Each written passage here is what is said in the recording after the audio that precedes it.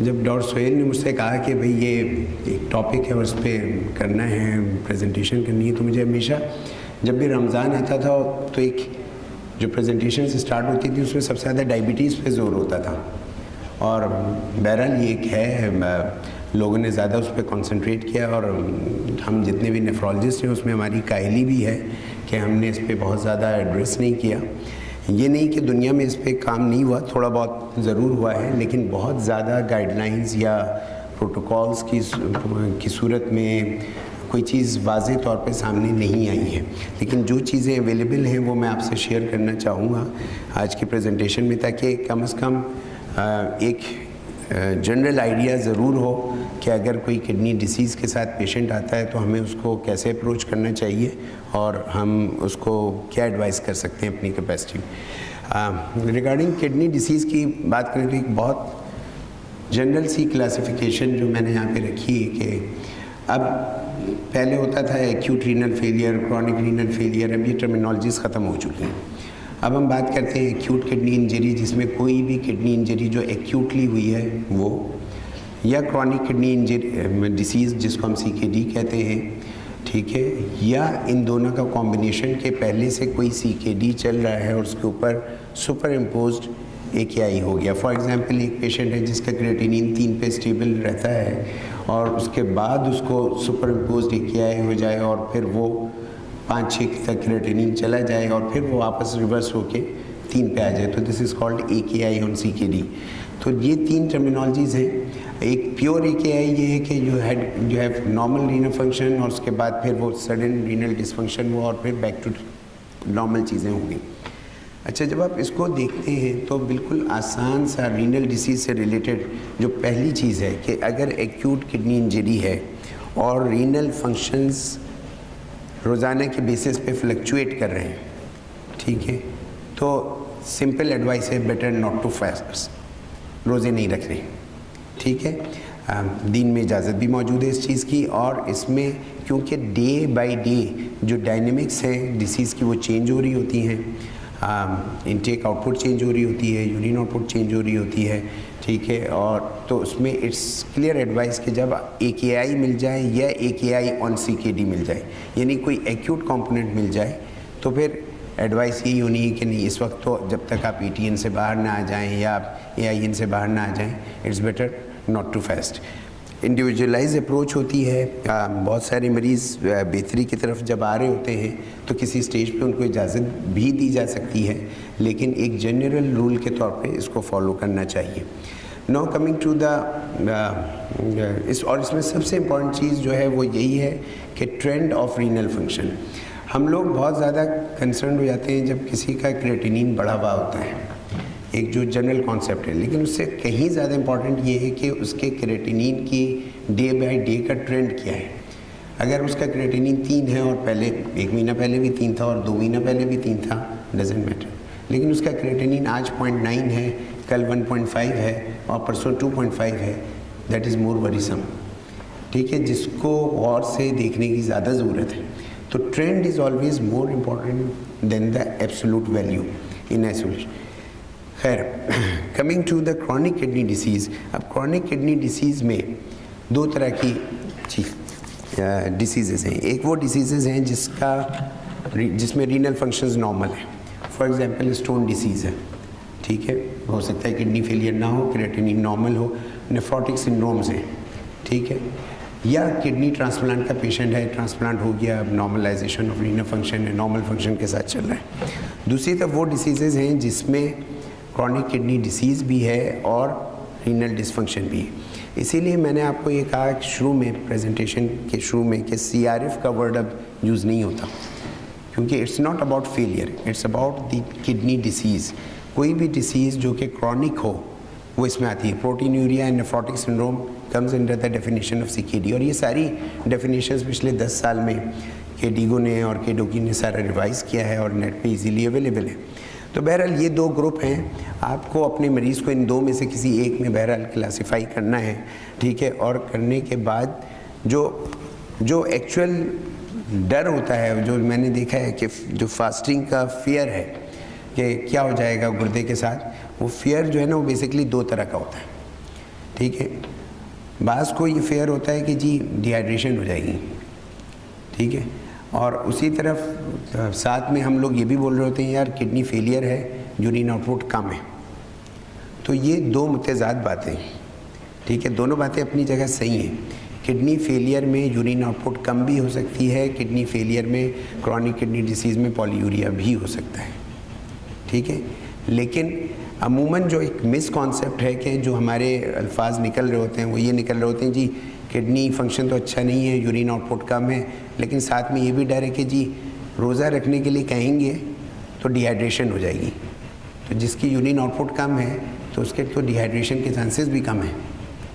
तो ये these are two opposite things that we need to understand.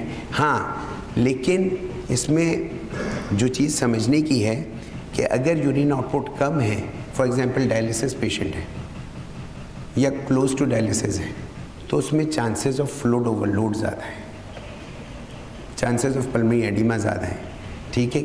अगर उसने इनटेक सेहरी में या उसमें ज़्यादा ले ली और जो भी उसका रेट ऑफ इनटेक है वो उसका बढ़ चुका है तो फ्लूइड ओवरलोड के चांसेस हैं। अगेन इम्पॉर्टेंट चीज़ ये है कि किस रेट पे कोई इनटेक अलाउ की जा रही।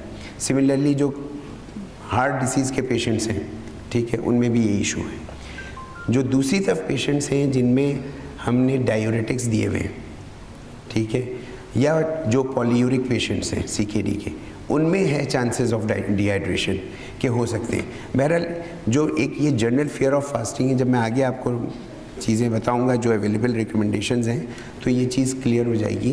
तो इससे बहरहाल घबराना नहीं है कि डिहाइड्रेशन हो जाएगी और ये हो जाएगा, ठीक है। ये उसी वक्त होगा जब वाकई मरीज़ डिहाइड्रेटेड होगा।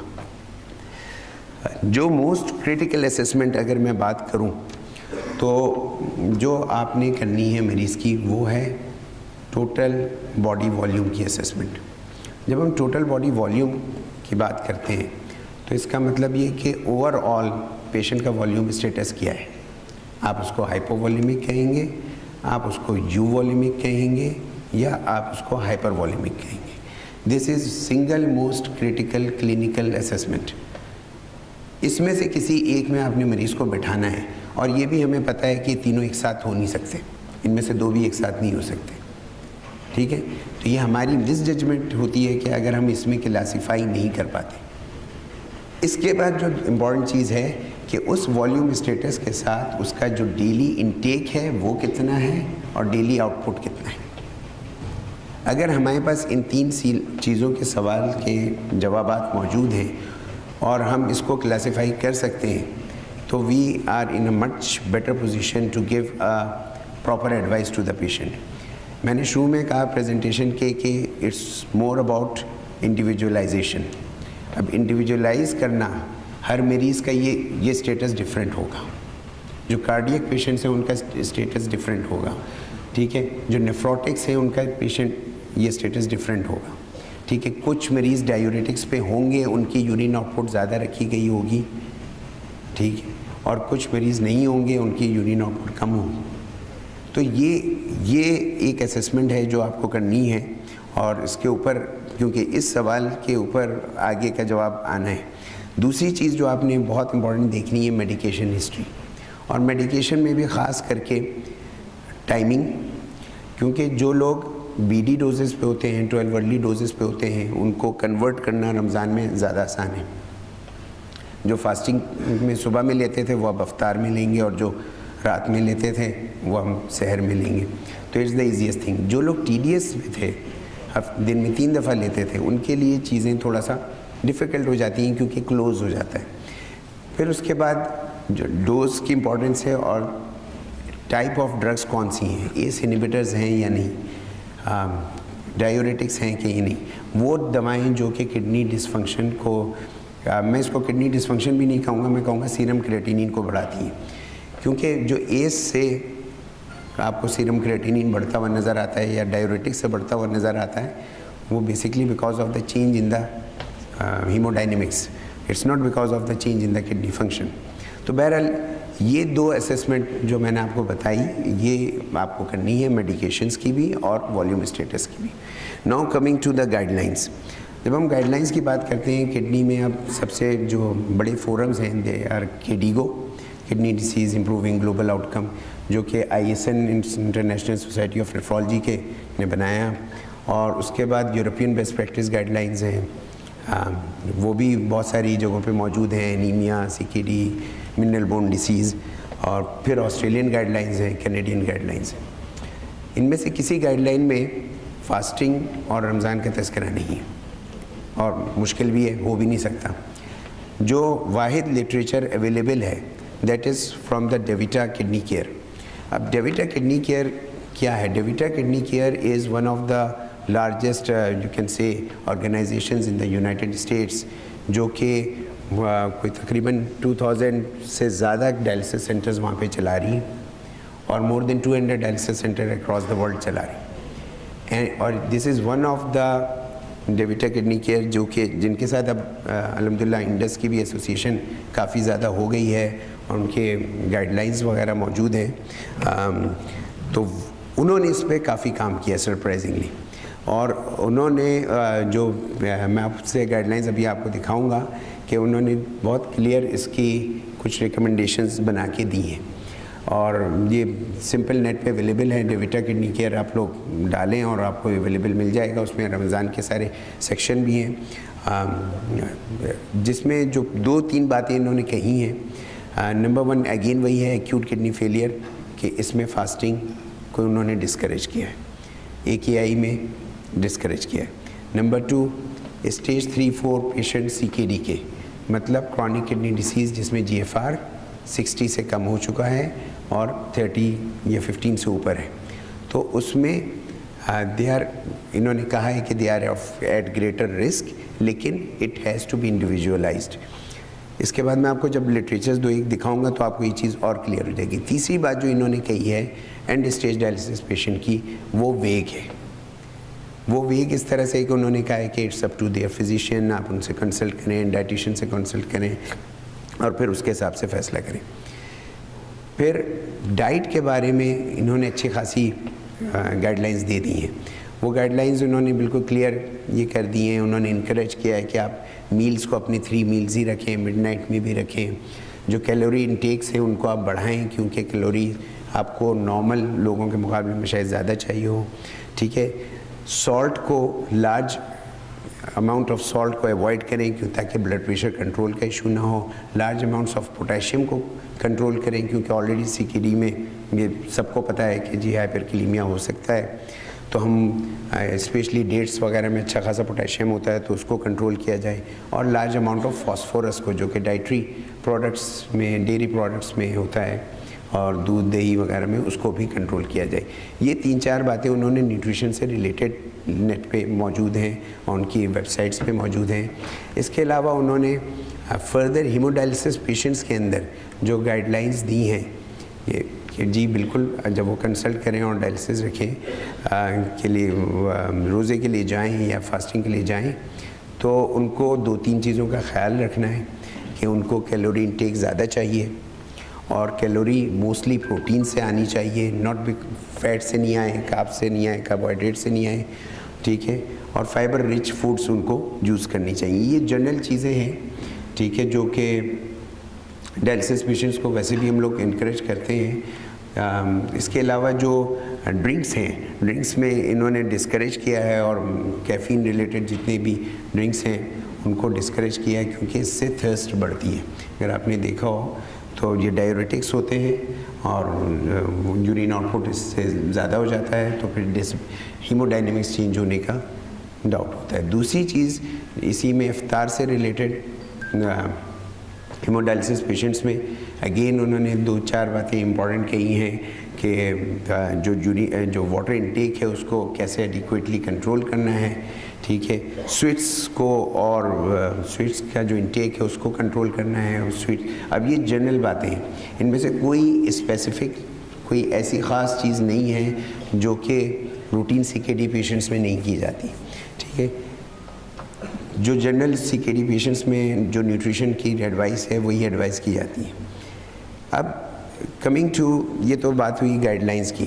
अब अगर आप इसका फर्दर लिटरेचर देखते हैं तो जो अवेलेबल लिटरेचर है, तो उसमें कुछ स्टडीज़ हुई हैं। ये स्टडीज़ ज़्यादातर मिडिल ईस्ट में हुई हैं।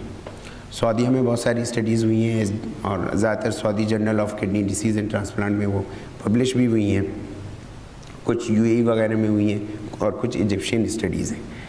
अच्छा, अब इनको अगर अलग अलग आप एक स्टडी को उठाएंगे तो कोई स्टडी कह रही होगी जी डिरेंजमेंट ऑफ रीनल फंक्शन है विद फास्टिंग, और कोई स्टडीज़ कह रही होंगी जी कोई फ़र्क नहीं पड़ता, फास्टिंग इज़ सेफ़ और रमज़ान में आप फास्ट करें, कोई इशू नहीं।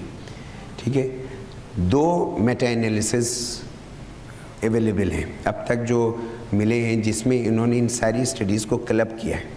एक मेटा एनालिसिस में 6 स्टडीज़ को क्लब किया है और एक मेटा एनालिसिस में 25 स्टडीज़ को क्लब किया है। क्योंकि प्रॉब्लम यही है कि अगर आप इंडिविजुअल सर्च करेंगे और एक एक स्टडी उठाएंगे तो आप खुद फिक्स में रहेंगे कि यार एक स्टडी कह रही है कि जी जनाब वर्सनिंग ऑफ रीनल फंक्शन है और एक स्टडी कह रही है कि जी कोई फ़र्क नहीं पड़ता।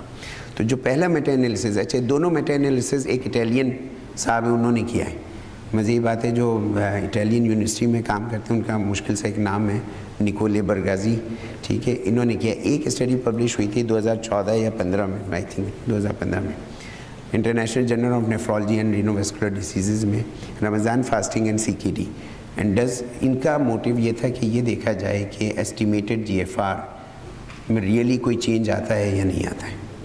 और ये it was a meta analysis of 6 studies.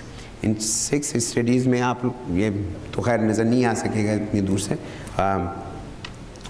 इसमें जो आई एम सॉरी फॉर जो नेक्स्ट 3 स्लाइड्स हैं वो थोड़ा सा बिजी स्लाइड्स हैं, लेकिन इसमें जो ख़ास बात उन्होंने कही है कि उन्होंने इस तरह से किया कि ये सारी की सारी 6 स्टडीज़ प्रोस्पेक्टिव स्टडीज़ थी, कोई इसमें से रेट्रोस्पेक्टिव नहीं थी। इसमें इन्होंने इम्पैक्ट ऑफ रमज़ान फास्टिंग पे देखने के लिए उनका जीएफआर पेशेंट्स का शुरू में लिया और फिर बाद में दोबारा मेजर किया। ठीक है, और ये देखा कि जी इन 4 स्टडीज़ में कोई फ़र्क नहीं पड़ा और एक स्टडी में नेगेटिव इम्पैक्ट आया। तो जो ओवरऑल इनका कंक्लूजन था वो ये था कि जी the meta-analysis did not show any statistically significant change of GFR before and after Ramadan fasting.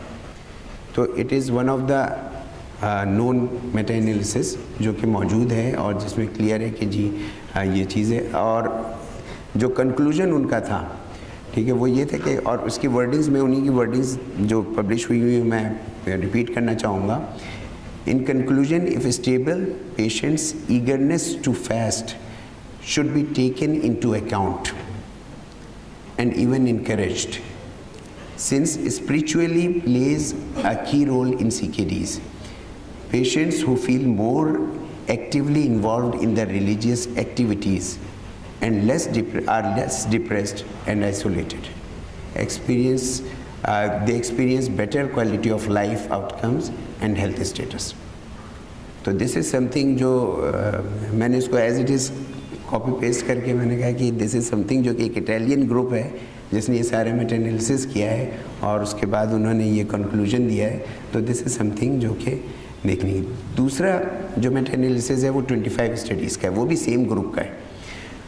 इसमें 25 ओरिजिनल आर्टिकल्स और 26 स्टडीज़ इसमें उन्होंने देखी हैं।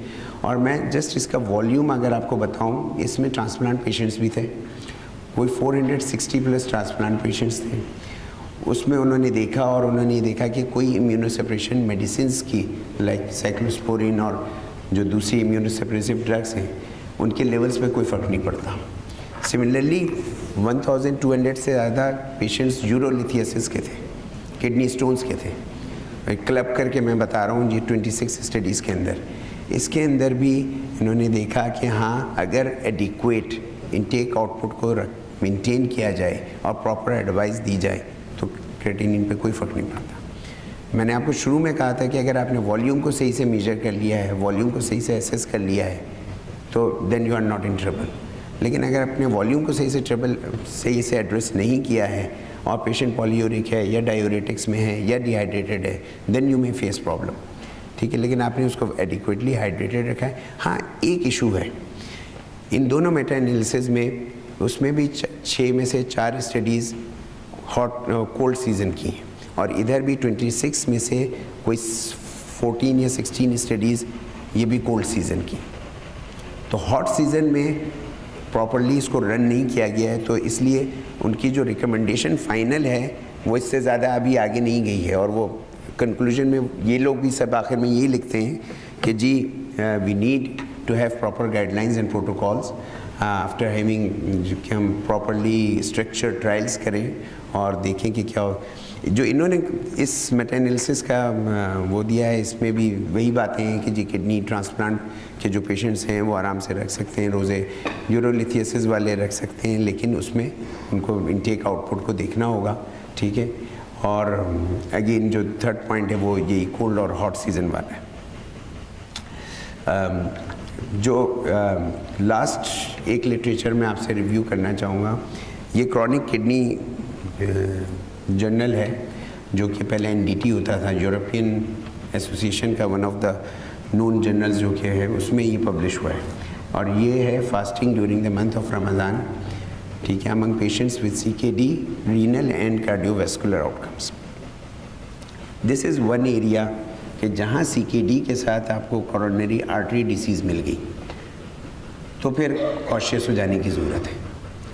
फिर हम ज़्यादा लिबरल नहीं हो सकते क्योंकि हीमोडायनेमिक्स ही चेंज हो जाती है। बहुत दफ़ा कोरोनरी आर्टरी डिसीज़ के पेशेंट्स में टोटल बॉडी वॉल्यूम नॉर्मल होता है या इवन लेस होता है, लेकिन हार्ट इतना कमज़ोर होता है कि आपको डायूरेटिक्स पे रखना पड़ता है। ऐसे पेशेंट्स को अगर आपने फास्ट कराया तो definitely there is a chance of worsening of kidney failure. तो अगर जनरल पब्लिक की बात करें या जनरल फिजिशियंस की बात करें तो जहाँ कोरोनरी आर्टरी डिसीज़ मिल रही है वहाँ पे कॉशियस रहें और पेशेंट को वैसे ही मना कर दें। ये जो मैं स्टडी थी, this is one of the studies जो कि 100+ पेशेंट्स पे हुई है। ज़्यादातर रमज़ान वाली जितनी स्टडीज़ हैं उनमें जो पॉपुलेशन साइज़, पेशेंट साइज़ है वो 30-40 से ज़्यादा किसी में नहीं है। दिस इज़ वन स्टडी जो उन्होंने कोरोनरी आर्टरी डिसीज़ के साथ किया है, ठीक है। तो उसमें वो 131 पेशेंट्स के साथ इन्होंने इसको रन किया है और इसमें इन्होंने जो कंक्लूजन है वो कंक्लूजन यही है कि जी डे 7 तक मेजर एडवर्स कार्डियोवैस्कुलर इवेंट्स 6 मरीज़ों में देखे गए और जिसकी सिग्निफिकेंस या पी वैल्यू सिग्निफिकेंट नज़र आती है। ये 3 चीज़ों के बाद, this is my last slide के अब आप इतनी सारी चीज़ों में क्या कुछ याद रख सकते हैं ले जाने के लिए। तो जो 4-5 पॉइंट आपको याद रखने हैं, पहला तो यही कि जब AKI है, वर्सनिंग है एक्यूट, चाहे AKI हो चाहे AKI ऑन CKD हो, तो फास्टिंग अलाउ ना करें। अगर किडनी ट्रांसप्लांट है, वेल फंक्शनिंग है, कोई इशू नहीं, रमज़ान की फास्टिंग अलाउ करें। डिसीजन ऑफ फास्ट और not to fast should be individualized, ठीक है। एंड द मोस्ट क्लिनिकल, जो मोस्ट इम्पॉर्टेंट क्लिनिकल असेसमेंट है वो अगेन वॉल्यूम स्टेटस है, उसकी इनटेक है, उसकी आउटपुट है। ये हर पेशेंट की डिफरेंट होगी irrespective of the CKD stage, इसके ऊपर फैसला होगा, ठीक है। थर्डली, 5th के जो कोरोनरी आर्टरी डिसीज़ है अगर वो साइमल्टेनियसली है तो फास्टिंग अलाउ ना करें, ठीक। और बाकी जो इसके अलावा CKD पेशेंट्स हैं they can fast during Ramzan. ये क्लियर है कि GFR कोई फ़र्क नहीं पड़ता, ये प्रूवन है। अगर हमने कुछ चीज़ों का, ऊपर वाली चीज़ों का ख्याल रखा तो इंशाल्लाह कोई फ़र्क नहीं पड़ेगा। सिमिलरली नेफ्रोटिक सिंड्रोम्स एंड यूरोलिथियसिस वाले पेशेंट्स, किडनी स्टोन वाले पेशेंट्स, वॉल्यूम स्टेटस मेंटेन रखा तो कोई फ़र्क नहीं पड़ेगा। और आखिर में डाइटरी जो कंसल्ट्स हैं कि सोडियम, पोटेशियम, इनको रिस्ट्रिक्ट करने की ज़रूरत है, ठीक है। Thank you very much for your time.